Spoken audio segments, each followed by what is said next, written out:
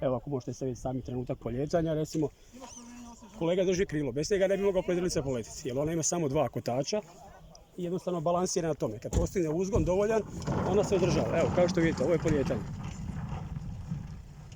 I od 100 metara ona je u zraku. Ona postiže brzinu od 90 na sat i sad penje pod kutem 30 do 40 stupnjeva. Za manje od 40 sekundi bit će skoro na 400 metara.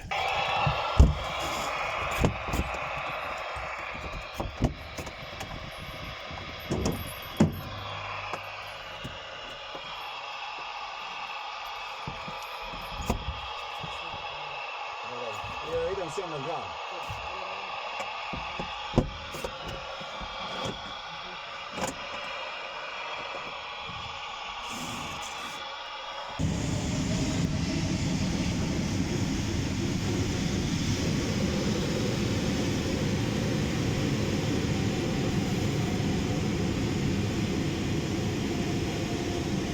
Sad smo na nekih 150 metara.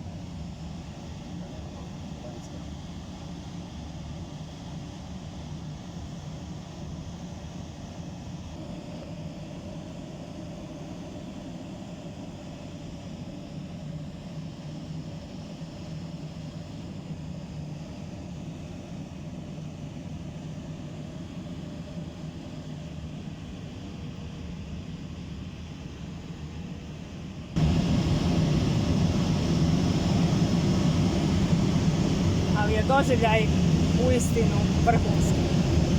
Znači, kad idemo na jedrenje, odkačemo tamo isto kao da sad 400 metara, ovdje se koje 30 radi, takvi su uvjeti. I nakon toga kontamo klinička struja kojima penjemo gore na nekih 1500 do 2000 metara. I onda se normalno prebacujemo negdje dalje.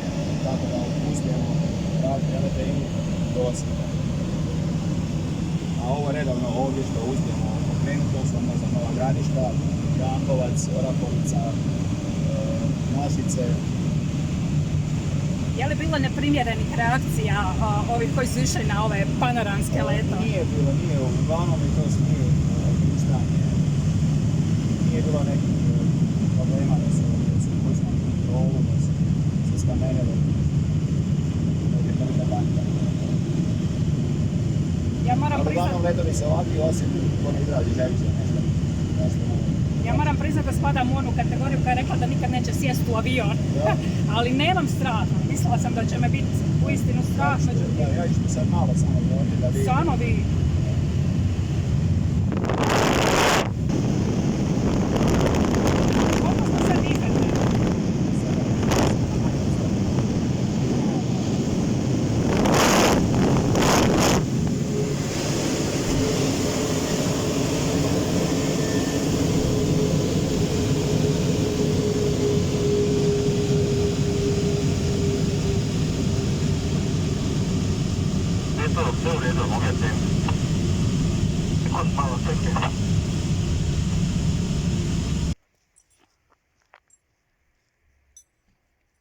Pozdrav, koja je to odgovorna osoba? Dobar dan. Ko je odgovorna osoba? Borislav Antolović. Ima tu? Ima na startu. Dobro, jel imate vi još šta kako gleda? Ja sam Jurić iz MUP-a.